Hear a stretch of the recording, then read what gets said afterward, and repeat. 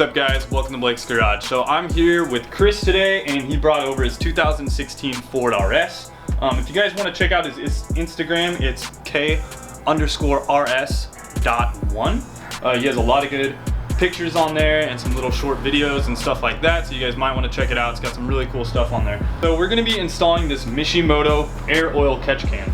So this was sent out by Mishimoto, so thanks a lot guys for sending that out to me. We're gonna go ahead and put this on. I'll show you guys step by step how to do this installation. This is not gonna be the easiest installation ever. We're gonna go ahead and assemble this Mishimoto air oil separator right now. I'll show you guys all the little parts. There's a whole bunch of stuff in here, so you kind of got to build it up before you install it on the car. All right guys, so we're gonna rip all this stuff out of the packaging. Now, as you can see, there is a lot of stuff we have going on here. Like we got different brackets, different bolts, all that type of stuff. So I'm gonna go ahead and just rip this all out of the packaging and I'll show you what it looks like. So as you guys know, love using those knives. So I got that Spyderco Enduro 4. We'll just go ahead and rip these things open. First off guys, you gotta grab your little Wilbur, your little dog. Have him chilling up here on the table with you while you assemble this so he can help you out. So just hang out there, buddy. The first thing we're gonna do is screw in these fittings. So you'll see right here, these little plastic fittings right here. You're just gonna wanna hand thread these in. Be very careful with this. You don't wanna strip them out, as you could cross thread this really easily and do damage to the fitting. So just put it in hand tight, you know, get it nice and snug. I would not recommend doing this with any sort of wrench because you're gonna end up just marring this piece right here or possibly breaking it. So just finger tight should be good. Both of those hooked up right now. So both those are in. Then we will go ahead and install this little bracket piece. So Mishimoto puts a nice little sticker on there, so that makes it nice and cool looking. Even though we're probably not gonna see this because it's gonna be pretty hidden. You're gonna see these two screws right here, and you also have two plastic washers as well. So this is a 2.5 Allen. So I didn't have a little nut driver or anything for this, so just using my little index real quick, and we'll go ahead and tighten this down. You guys can see that right there, it's all snug down. And what you have to do is go ahead and flip this over. You're gonna see an Allen in the bottom there. That is a number 8 size Allen, so that's the biggest one that I have on this little key set right here. We're gonna go ahead and remove that from the bottom. It's in there nice and tight, so that's a pain in the ass. Okay, so Mishimoto puts that plug in there very tightly, so that was not that easy to get out. FYI for you guys, it looks like it has some thread lock around it already. So this part is not gonna be used anymore. Now what we're gonna go ahead and do is put in this 90T right here. Thread this in hand tight. You wanna be extra careful on this one because it does have that 90. You could put a little bit more torque on it and you don't wanna snap it. So we're also gonna wanna leave this just a tad loose, like not as tight as it will go. That way we can clock it in the appropriate direction once we're down underneath the car. Go ahead and grab the stubby little piece of hose and a worm gear clamp. So now we'll go ahead and slip this T in right here. This is gonna be your on-off valve. So this is actually for the drain. So you wanna make sure that that is closed to start out with. So not a bad idea to look through it and just get a good idea if it is on or off. So you're actually gonna notice that in the down position like that is closed. When it's to the side, that's going straight through so that you know that the flow is open. Now you're gonna use this when the oil accumulates in this catch can, and you're gonna wanna drain that out ever so often. I'd recommend in between every oil change. Now I'm gonna take that little bit of a bigger piece of hose and another worm gear clamp. Gonna go ahead and slide that over this piece. Tighten down the worm gear clamps onto all these fittings. Now, like I said before, we may have to clock this when we're underneath the car. We may even tighten this down just a bit more to get it in the correct location. And once we mount it up to the mounting tab down there, you'll also see a bit of hardware that still is with this. This is gonna connect underneath the car when we go ahead and do that.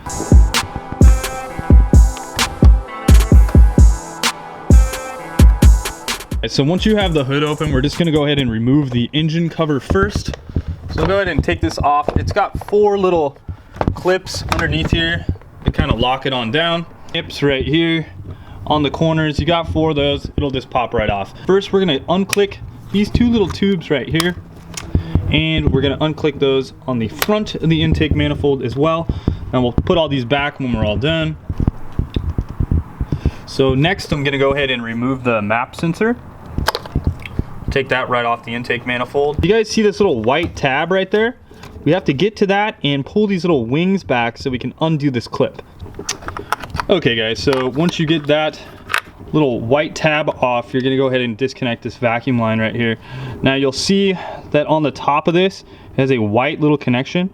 You're actually gonna press down on the top there.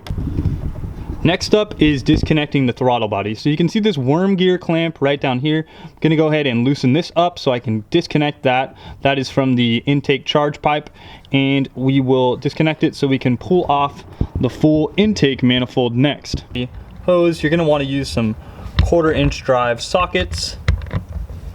Get down on there, and then we can go ahead and loosen up this worm screw.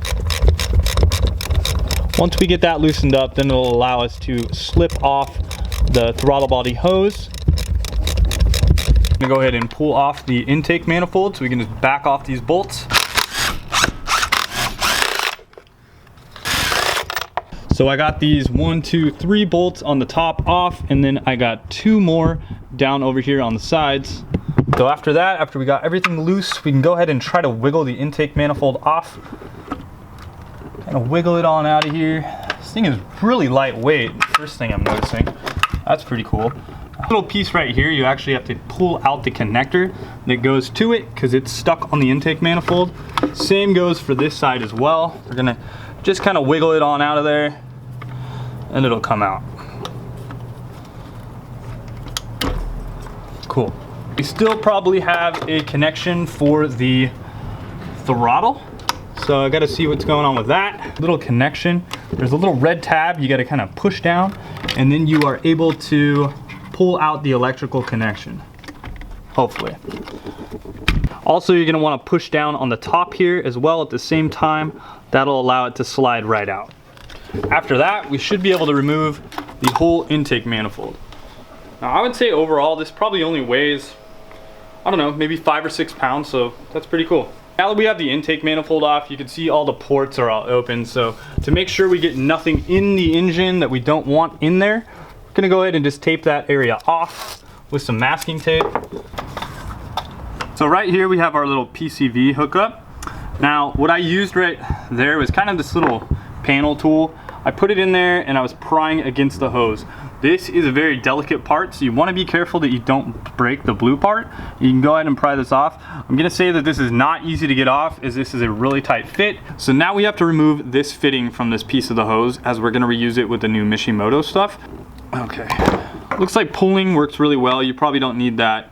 You can see a little bit of that oil built up in there, and that's what we're trying to avoid. So we're going to go ahead and install this piece. So taking that hose with a 180-degree bend in it, and then putting the clamp on, you're going to want to orient the hose clamp so where this is at a downward angle so you get a good clocking on it. Now we can go ahead and tighten this up. We're just kind of wrapping this around the back of the electrical connection area and the coolant line area. I'm going to go ahead and tighten this up. So you're going to want to go ahead and grab that other hose that's supplied in the kit, put a worm gear clamp over it, and now take that PCV valve connector that goes on the back of the intake manifold and go ahead and just smash it on down in there. You can go ahead and tighten up the worm gear clamp. So I'm just going to orient it like this so that when I put it into the back of the intake manifold, it just kind of goes back in that way. Put a piece of tape on this hose. That way we can kind of figure out which hose is which, because they do have to be installed in the proper order on the can. I'm going to take that masking tape and just wrap it around this end of the hose real fast.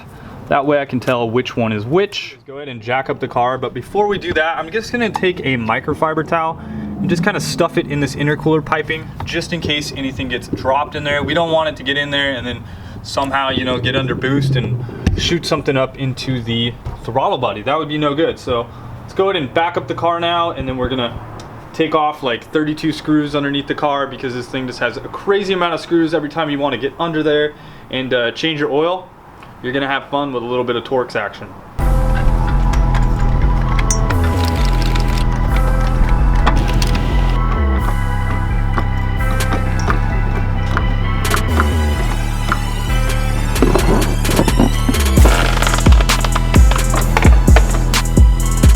Roll down under the car. We're taking our Torx bit and we're gonna remove that little under tray panel. Little screws are T30 Torx, so we're gonna take out about 32 of those, and then this panel will drop down. I got all those torque screws out, and now I need to go ahead and just get a flathead screwdriver. There are a couple little pop clips that we have to get out, and then this whole tray will pop down. Now I can just pull this forward and go ahead and pop this out from underneath the car. Now anytime you do an oil change, you're gonna have to do the same exact thing to access any of this under panel stuff. Some sort of creature on here, like a wasp or some sort of weird bug. So this is what the under tray looks like when you pull it off. This section actually slides in, and that's where it kind of clips on, and then you have all those clipping locations. So I'm gonna go ahead and take this one with the blue tape on it and put it to the hose marked out. Now first I'm gonna put a worm gear clamp on there and then just slide this on. Then tighten that one up, and I'll put a worm gear clamp across the other one that's marked in, and we'll tighten that one up as well. So I got all the worm clamps hooked up. Now what we're gonna use is this little spot on the transmission right here. We're just gonna go ahead and feed this in. Mounts right on there. We put the bolt on and then tighten it on down. You can see this is where you open up the drain, so you wanna make sure that that drain is definitely closed. So flat is open, down is closed. You can see where it mounted up to the bracket right up here on the transmission. You just put that bolt through, mounts up there nice and good, and it just have all the hoses routed up there. So now we're gonna go ahead and put the under tray back on the car, and we can put it back down on the jacks, kick it back into the garage, push it back in, and reinstall the intake manifold. Just a couple steps, no big deal. Alright guys, so we're about halfway done with the install. I'm gonna go ahead and take the masking tape off of the ports right here. Go ahead and throw that away. These are some of the connections we're gonna have to rehook back up. So that's that PCV area where we're just gonna click that back in. We gotta click this one back into the backside as well. Also the throttle wiring, we're gonna have to hook that one up. We're gonna start on that one first, and then you're gonna have to click these ones back into the backside of the intake manifold. So I'm gonna go ahead and do all that. If you want to see kind of a more detailed thing of that where I took them off, just refer to the beginning of the video and you can kind of see where I took those parts off of. So the first thing I'm gonna do is rehook up this throttle cable right here. That piece clicks on right here. You can see the two indentations right there. We're gonna try to click that on and then slide this down onto the intercooler piping. I wanna get this one out of the way as this one's kind of gonna go on last. I guess we can go ahead and click this part on first as well, to the backside, since it's easily accessible right now.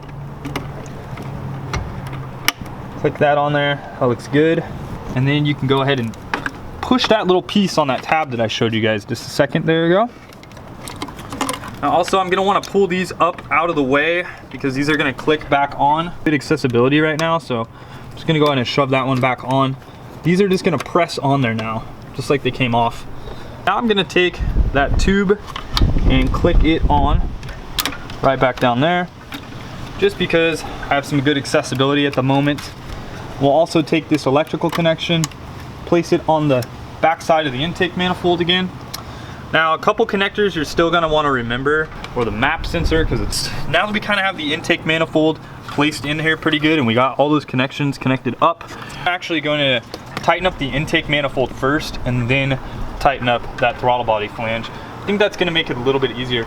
There's two tabs in the middle of the intake manifold. You can kind of see right there, those are gonna line you up. As soon as you get those lined up, you'll be all good to go. And then you have those reusable gaskets. Those are really nice. Shouldn't have any issues there. We'll get that all bolted down. Went ahead and torqued all the intake bolts down to 15 foot-pounds. You wanna start out with the center. It goes the center one, this one is the second, this one is the third, fourth, and fifth. That is the order of torquing for that. So now that I've done that, I went ahead and installed this little tube back on here. So we'll go ahead and click all those parts down. We're gonna go ahead and put the map sensor back on as well, since we're down here. Just reroute it through where it went before. I think it went like that. And click that down onto the map sensor. Now we got all the electrical connections connected. Now I still have to do this throttle body, so I'm gonna jump under the car real quick. Up on that. Got a nice good solid connection. Go ahead and rotate the coupling and we'll tighten it up. Alright, so we're gonna go ahead and put this on underneath the car. Gonna take all those friggin' screws and screw them back up into the skid plate. It's pretty self-explanatory. You guys should be able to figure out where those go. Sorry, there's not a lot of access under the car, so I can't totally show you, but just refer to one of my other videos when we had Brandon's car in a lift. That'll give you a better idea of where they go. Let's get this thing on and give it a cruise. Make sure it's all good. So we got the install for the Mishimoto catch can all finished up, so it went on. I would definitely not say this is the easiest job, that you're definitely gonna wanna have some confidence in your skills. If you watch my video, or maybe even the Mishimoto video, hopefully you guys will get a good idea of how to do this installation, and you should be able to do it yourself, but be prepared, it is gonna take quite some time. You're gonna wanna make sure to drain it during every oil change, and that shouldn't be that big of a deal. It's just opening that little valve and making sure, you know, that you get it drained out. So, cool guys, hope you guys liked the video. Go ahead and share, like, and subscribe, and we'll talk to you guys next time. Later guys, wrench on.